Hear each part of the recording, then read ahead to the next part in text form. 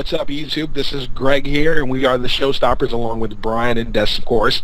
Our YouTube channel is back up. We're going to go ahead and start putting more videos out there, starting with the one tonight, obviously. So we're going to go ahead and start talking on the topic of UFC 162 with the Silva Weidman fight. We're going to go ahead and go over as far as how that went down there. Then we'll transition over to Raw tonight, which is actually pretty interesting. We'll go ahead and talk about the Wyatt family and what's to come for Money in the Bank. And then whatever follows after that, we're just going to go ahead and call it free talk. We're going to go ahead and randomly talk about whatever the hell we want to. So, with that being said, let's go ahead and start with this fight. Anderson Silva, pound for pound, arguably one of the best fighters that this world has to offer when it comes to mixed martial arts. But biggest showboater. I don't like him. Biggest showboater. He, see, okay, here's the thing. Here's where a lot of individuals were confused about. You know, given his fighting style, I can see how that entails as far as what he was doing against the fight with Weidman, but this is an individual who's undefeated. He wasn't supposed to be taken lightly the way he was. I mean, he didn't even fight this way against Chael Sonnen. Like, Silva went in there extremely cocky. Yep. Some people believe it was an angle. Some people believe he threw that fight. Others I don't think it was a fix. I'll say that right now. I'll be the first to say if there's going to be, you know, a fix or something's a little fishy. I think it was just Silva being way too cocky, taking the guy too lightly because he thought he had it locked up, and just getting caught. I don't know if you guys seen the pictures from the day after too. What's the guy who won? He was partying somewhere in Las Vegas, and they're making a comment how he had like no cuts in his face, that Silva barely did any kind of damage to him. I'm like, damn. And that's unheard of. Like, this, once more, Anderson fucking Silva. You are once more deemed the hero of Brazil. You come in the UFC when you first started off, you make a name for yourself, you build up a legacy, and then you go up to the point of where you didn't lose off of pure skill, you lost off of stupidity. So, yeah. I mean, it's just kind of like, and now given as far as now, going back to what we were talking about this whole him throwing the fight thing, roughly could be argued, but looking back at his other fights, a lot of people who watch MMA, watch his other fights. That's his fighting style. No, he just lost. There's no need to make excuses for him. Exactly. No need. And that's why, and I kind of wanted to slap myself for actually believing or giving into that thought. I read somebody describe it perfectly. He literally refused to move his feet, so he just leaned back as far as he could without falling over, and then got hit. So he had nowhere else to go but down. Right. Down. And then, I don't know if you guys saw when they did the weigh-in, he looked like he was about to kiss the other guy, too. I'm like, dang. Oh, they did. Well, he might as well kissed him with that him. homo-ass shit. I mean, he got face-to-face with him. I'm like, dude, this isn't fucking Twilight. You don't have to fucking make a romantic scene here and just kiss and make up, whatever the case may be. I had no problem with Silva for a long time. I wasn't a fan, but, you know, I respected what he stood for and how good he was until Abu Dhabi. That was the turning point of me just hating his guts. I just don't like his showboating. He's Brazilian, right? Yeah. He is. Alright, so talking about Brazil, you know, I could see where his attitude comes from, because in Brazil they take their sport a lot, like any kind of sport, regardless if it's soccer or MMA or any kind of like that, they take it a lot seriously. Yeah. And the reason why I bring that up was, I don't know if you guys heard over the weekend, there was a soccer match going on. There was an altercation between a player and a referee. I guess the player swung at the referee, and the referee pulled out a knife and stabbed the player. Jesus. So the fans come running down, and they tie up the referee, stoned him to death, and then cut him into pieces. All in the middle of a soccer match, let me tell you. So, and this is where the World Cup is going to be, and the Olympics. And there's a video that came out on someone, like an amateur cell phone, you know, and it shows the doctors sewing him back together, his head. Obviously he's dead, but they sew back his head, his arms, and this was done by fans. They stormed down the field, tied him up, and cut him into pieces, and it's just the craziest thing ever. Honey, where do you want to take the kids for the Summer Olympics? Rio! Let's go to Brazil! Maybe we can throw some rocks and stones and fuckers to death. I mean, don't get me wrong, that place is crime-ridden. It's bad. I don't know. It's, okay, so here's the thing with Brazil. And it's going, I mean, tying in, because, I mean, as far as, so for those who don't know, I'm a business major, so I got to learn about these countries. Brazil is in something known as BRICS, which is a pretty much union of... A what? Running as far as economy-wise in the near future. Brazil is deemed as one of them. Now, Brazil has its ups, and obviously, as that's what you stated, Brazil has its downs. I think that's more than a down. That you, the fucking the guy just got cut to pieces. It's a little bit of a massacre. It's a little more than just a down. I was trying to lighten the mood a little bit there, but whatever the case may be, Brazil is, when it comes to soccer, I don't know what the hell it is. You soccer fans, you guys are insane. I've never seen anybody take a game so... I thought I was bad because I'm a huge fan. All three of us are actually. NBA, NFL, MMA, wrestling. I mean, we're fans of sports, but I don't think we would ever get to the extent of considering of stoning anybody to death unless it's the Lakers. Yeah, but I mean, Brazil, come on now. Get your head out of your asses. It's a game. To go to that extent to where you bomb rush the field and, to take away somebody's life like that, let's have a moment of silence. About what? About what we just obviously had the moment. Well, at least you honored the moment before. At least he honored the moment of silence. Obviously, for the guy who passed away after getting beat to shit, pretty much. That had to have been an interesting story to go back and tell his family. I don't even want to know the anger they get. You know what? That's how angry leaders are born, right there. It's also mob mentality. That's a mob, dude. Well, the player died on the way to the hospital, though. It doesn't matter. The dude got fucked up by the crowd. Well, what the fuck is he doing pulling out a knife? What the hell? Okay. There's no winner on that side. The crowd are monsters. The ref is stupid for pulling a knife, and the player's retarded for punching an official. Yeah, no winner in that situation. It's a three-way loss for everyone. So are we going to consider this a no-at-fault death then? Is nobody held responsible for this death? Oh, they arrested one guy. I say everybody's responsible for the death. I say everybody. I say everybody knows. How about I say, fuck it, we just burn everything. Sounds good? Well, that's your solution for most. YOLO. So we're just going to move on from the subject. Yo, that's fine. Yo, we're going to end that. That's how we're going to end this. YOLO, ladies and gentlemen. That's how we're going to end this. And that's exactly what Brazil did. Good job on fucking up my quote there, by the way. So, I mean, you guys might find this interesting, but I'm going through my Twitter feed right now, and the Cavaliers offered a two-year deal to Andrew Bynum. Isn't that kind of crazy? I don't know why they'd go beyond 1 year, because they wanted to Andrew Bynum's not relevant anymore. He's not relevant. Andrew Bynum had a great run with the Lakers, don't get me wrong, but his stock declined. It's almost like with the Spurs. In my opinion, now, you guys don't know I'm a big Spurs fan. LeBron, I'm a fan of as well. Obviously, I wasn't a fan of this last finals, given he beat our team. Whatever the case may be there, when you look at the... God, how can I put it? When you look at the Spurs... We have so much. We had potential. We made it to the finals. Manu screwed us over out of that title. I'm sorry. I don't care. A lot of people are going to be mad at me. A lot of people are going to agree with me. No, Manu fucked us out of that title. Y'all should have won I don't care how you look at it. Game 6 and Game 7. But aside from that, we're over that. We're trying to get past it. Why offer Thiago Splitter a 4-year contract for $36 million? Do you feel that man's worth that amount? Go, Brian.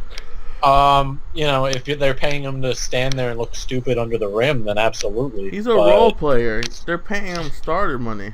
But honestly, I don't see him. Yeah.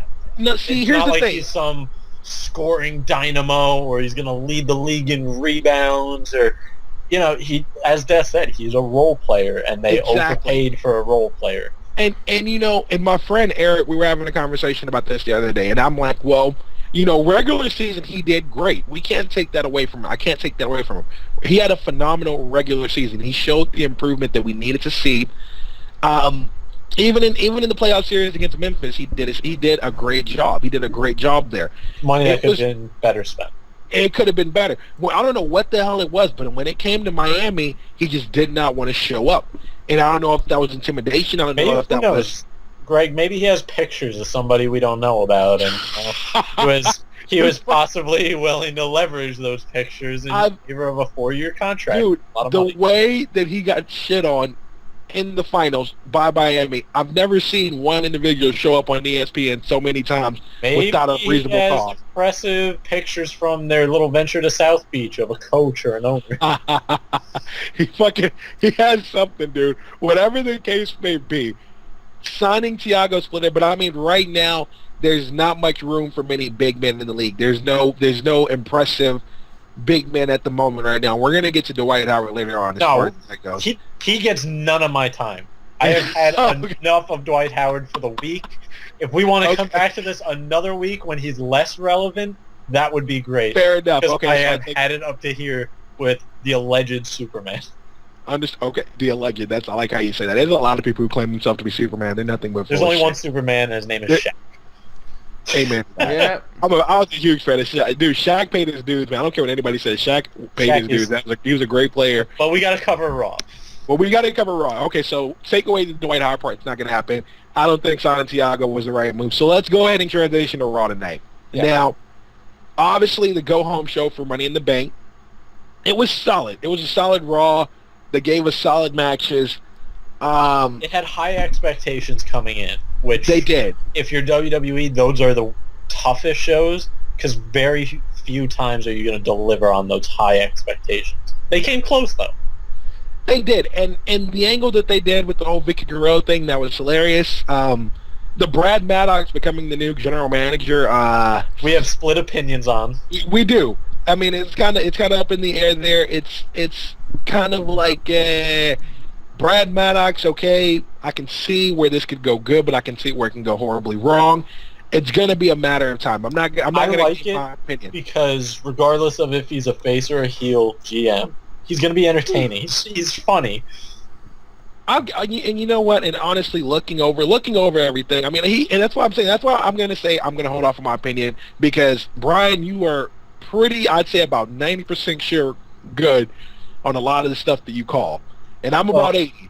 So I have to take this brief time out from the Raw recap to do a little bragging about my WWE predictions. Because I believe it was me about half an hour before it took place a few weeks ago that predicted that Brock Lesnar was going to attack CM Punk. That is true. But then again, it was me who predicted that the Wyatt family would attack Kane. So yes, it was. But you have more. Nonetheless, YouTube. At least you knew Wyatt family was going to be there, though. That is true. But at the end of the day, though, when it comes down to predictions, Brian has that. He has me beat on that. I can't even deny that. I can't sit here and argue that. It's a gift, you know? it could be, dude. Whatever the case may be, I'm interested to see how that goes. Talking about the Wyatt family, the debut of them was hype. We talked about this. It wasn't really effective. I mean, they made a statement by all means, but it wasn't effective. When you have a debut of somebody, and I mean, it's sad because Fandango's debut, when he didn't even wrestle, was a little bit more better put together than what the Wyatt family was, I think. The best part about the Wyatt family was the entrance. That was great. It's a very unique entrance. It is. I love the whole deal they put together. I love the videos leading up to it. It was masterful how they Well done. Well done. Promoting them, they did great.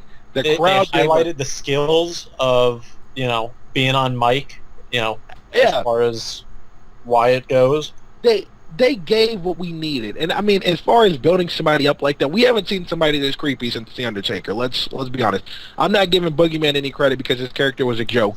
In a realistic standpoint, the Wyatt family, we haven't seen anybody this creepy since The Undertaker, which is why my big issue with it is I think WWE has now fallen in love with this blueprint of, okay, for 2 to 3 months, we're going to do a lot of vignettes, put together lots of videos, hyping a debut, and then the debut itself doesn't really live up to that. Live up to par. And it's been a while since somebody has. I'm trying to, remember off the top of my head who delivered on the video hype. As far as showing up, Alberto Del Rio. And that was maybe I guess he did. That's what because at least he debuted. Was it a match he debuted, or was it on the mic? It was a match on SmackDown. He debuted. I mean, as far as build up for the hype goes, Del Rio was the most relevant one if you look at history. Yeah, Sin Cara was Botchamania. Don't even. But the whole point is, this would have been fine for a returning superstar. That seems to be, a heel returns and they attack somebody, and it's a great way to have a return. For a debut, you got to go above and beyond, more than on come the lights and you attack Kane. Because, where do you go? There was no mic work, which I was really hoping for. I thought that would have really put him over the top. And that's the thing that makes the Wyatt family so brilliant. And Brian Wyatt, as far as that goes, or Bray Wyatt, sorry, I still can't pronounce his first name. That's what made them entertaining. If you look at their stuff back from NXT, their promos. He has a promo called King of the Jungle. Go YouTube it. Yeah. Obviously, you're already on YouTube now, so fucking go look it up. Well, wait for our video to finish. Wait for our video to finish, and then go look it up. But he specifically has a promo on there that's just gold. He hits the nail in the coffin with it, and it's great to see because it's just kind of like, it's like this guy has potential because he's different. He's different and he's effective on the mic. You don't really see many stars like that, aside from the Dean Ambrose and the CM Punk, etc. But this group has potential. I'm not going to say their potential is taken away from their debut. It wasn't that bad. No. But definitely they could have did better. I mean, so you want to talk about impact? And this is where I get frustrated with their blueprint of all these videos and all the hype. Who had no hype when they debuted and is on top of the world right now? The Shield. That's true. The Shield came out of nowhere. They attacked somebody, and it was holy crap. And the WWE hasn't been the same since. And at first, when they first attacked, it took everybody a while to jump on the bandwagon for them. Let's be honest here. Oh, well, I was day one, but well, because we knew where if you're a real wrestling fan, you'll know who Seth Rollins, Roman Reigns, and Dean Ambrose are. You know who they are. You'll know where they came from, which is why you were so excited. And you believe in them. And you believed in it before they even came up with the damn catchphrase. But yeah, as far debuts like that, looking at Nexus. When they debuted, they had a solid debut. That was something that was fucking unseen, unheard of. It was different, and that's what they needed and stuff like that. And I feel that's where they almost kind of lost their way as far as WWE doing stuff like that because they got mixed up with how to do returns and debuts. Nonetheless, Wyatt family's still going to be something to look out for. I'm sure. I got three things to say to wrap up that little bit. Okay, go for it. Number one, WWE has to learn to sustain groups, which I think they're getting better with because they didn't sustain Nexus well enough. Nexus had a longer lifespan than they gave. Number two, I think they're noticing the key to a good group is cut down the numbers. Nexus was too big. Shield and Wyatt family are both three only. And that's a really good number. Any stable should be a max of 4. It just makes sense. Yeah, because Evolution works perfectly. Yeah. And then the third thing I'm going to say, and I teased this earlier when Greg and I were talking right after the show, I just noticed some similarities between another wrestler who's on the uprise right now and the Wyatt family. He has a beard. He's getting a big push. I can't wait for that shirt to come in. They did attack his former partner. You can fill in the blanks. Just putting that out there. If they do, if fucking WWE does Daniel Bryan with the Wyatt family, I'm done. I don't know what kind of. Then I think that might be one of the best. If you can put him with Kane, you can put Daniel Bryan anywhere, and that's probably an amazing prognosticator. You know what? If they do it, more power to them. Yes. But I mean, as far as that goes, we got Money in the Bank, so we'll be back to talk more about that when the actual pay-per-view's over. We'll go over as far as how that went and everything there. We'll have that YouTube video for that one. But so now transitioning from wrestling, Des, are you there? Are you still there? I'm here.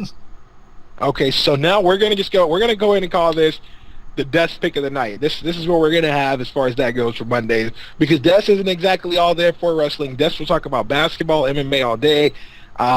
But we want to go ahead and make sure we get Des some kind of fucking airtime, given that he is the one who's putting this together. Thank you for that, by the way. Great editor, great YouTube innovator, I guess you can say. I mean, whatever you want to look at, Des can do. So, Des, what topic do you want to go ahead and bring up here that we can go ahead and talk about? How about let's talk about Don't say Dwight Howard. Don't say Dwight Howard. We ruled Dwight. We ruled him out for the rest of the night. Let's talk about recent memories about our exes. Oh, I don't know if we have enough time for that. For real, dude. I think that would be perfect. Okay, well then you know what? Then let's start. Since you picked the topic, you got to start it off. It's not me. I have nothing to talk about. I mean, I just. Oh no! This is the desk pick of the night. You're going to be involved in this one. The desk pick of the night, I think, was directed at me. Yeah, basically.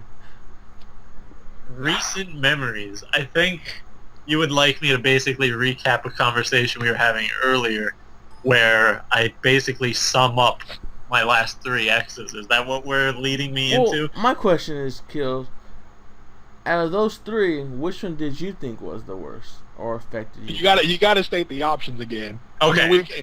I laid this out for Greg and Des earlier. The 3 exes that are nightmare stories, as I broke it down to them. And you at home can play along. Which is the shittiest? We'd love to see your comments at the bottom. Option A was just a straight bitch. That's all I'm going to really say. Don't need to go into details. Straight bitch. Just made my life miserable. Kind of just wouldn't leave me alone for months after we were over. That's enough. Option B was a relationship where the person just kind of stopped talking to me and then started dating her best friend, who she said she'd never date. And, there was a break in between, but, twice that's how she ended things, just kind of not talking to me. So that was pretty shitty.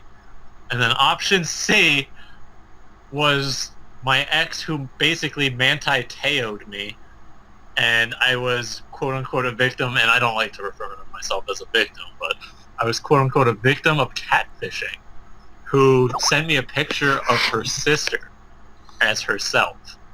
And while I appreciate the material of her sister, that's pretty shitty. So if I had to say this, I would say option B.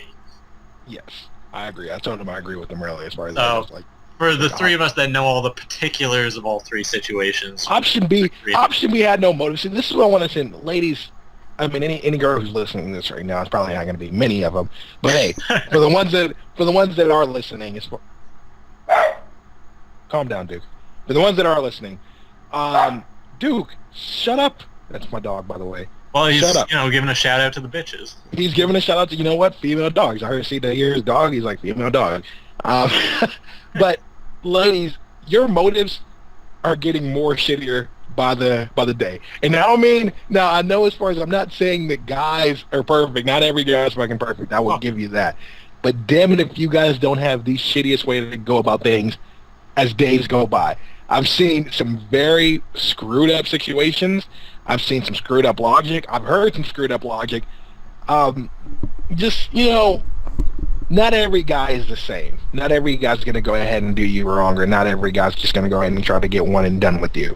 So don't try to think in such a one-track mentality where you feel you have to screw over every good guy, because we obviously still exist. You just have to open up your eyes. So, it's Brian's situation. You know who you are, lady. You are indeed. Which one? Well, the one that started with the B. Yes. Female dog. Well, option B was an appropriate one. Option B. Pretty much option B. You fucked up. It actually fucked up. It was bad. It was, and the reason this all came to light was she recently tried sending Des here a friend request on Facebook, which we had a hearty laugh at. Oh God, I hope she sees this. If she sees this, she'll be like, "Well, fuck these guys." I will send her a direct link. The police. I will link this to her. Call the police. I will link it when this is done, and I will send a link to her in a message. And I'll say, if you think he won't, no, Des actually will. So I will. Stay tuned for how that plays out. Just think better. Now we're just gonna have to play some. I'll even send this link to my ex, and just to say I could call her a bitch, so now she can hear me. Hey, you're a bitch. Okay. I know you won't pick up my phone calls back then, but now you can hear me. Okay. Oh boy. That's still going through the motion right now. It's okay. No, I'm fine. I'm fine. Okay. All right. Hey. Now, I guess Des gave his opinion on his ex there, so we don't want to go further in detail about that, obviously. Obviously. You want to know what the worst part? I mean, it's sad that I have to sit here and really consider which because technically in my scenarios, some people who know me, you're going to know my scenarios. There's not exactly many where I've actually even got to the point where I can make them my exes or I can have an ex. Not saying that I'd fuck with them just to fuck with them as far as just one night and done. Once more, I'm not that kind of guy, ladies. Relax, you don't have to explain yourself. Yeah, so you don't owe nothing. I don't owe y'all nothing. Now, But pretty much, I mean, as far as the situation that I've ran into here, is I think I give it a little bit too much of how can I say it? A little bit too much feel, because see, here's the thing. I'm the type of individual as far as that goes to where if I see that you're into it, I'm going to let it be known that we're into it. If once, I don't know what it is, I'd say about 40%, as far as that goes of my time that I invest, it's just almost kind of like where it was more so me go ahead and explaining as far as where I stand on everything. That's just how I come off. That's just, I'm the type of person to where I will sit there and I will explain my bills, and either you take it as it is or you stop talking to me. One or the other. Obviously, my odds didn't work out in my favor. I need to work on that. But hey, point is, I'm getting there. And the other point is, statistics really don't work in these things because you can't mix girls and numbers. They're just not going to work. Because you think you can play the odds, but god damn, are the odds always wrong. The odds will predict. You know what? But see, you know what? As we talked about earlier, though, odds were in my favor. And then the odds completely just switch and transition over. See, that's why you, like you said, the odds can never be right, because honestly, never gonna match up. It's never gonna match up. Any dude out there who's trying to get a girl, just go with the flow, dude. That's the best way to look at it. Because if you try playing the odds, all of a sudden you'll get caught with a left hook like you'll get fucked. You'll get hit. Oh, look at that! I brought it around. Winning. No, seriously, just go with the flow, dude. Be you. And I mean, shit, if it doesn't work, at least you tried. Somebody else come up. I mean, got to think about it in a positive and every negative scenario there. So, with that being said, that pretty much concludes the desk topic of the night there. I think so, yeah? Yeah, I agree. I'm done. Yeah. Okay. All right, well. And I'll just say to everybody that I was serious. I'd love to see your votes for my little mini game. And just know, whether you pick option A, B, or C, there is no wrong answer. A, B, or C. There is no wrong answer. You know what? I want to see the comments on here pick that as far as that goes. I want the Facebook messages, Facebook comments. You do whatever you need to do to get those responses to us before going and get back to them. But that pretty much wraps it up for tonight. So, YouTube, thank you for tuning in. Take it I'm easy. Greg, Brian, Des. Hey. Sean Paul. That's his real name, by the way. So, all right, YouTube. Thanks for listening. Have a great night. Yeah, I guess. Have a great night.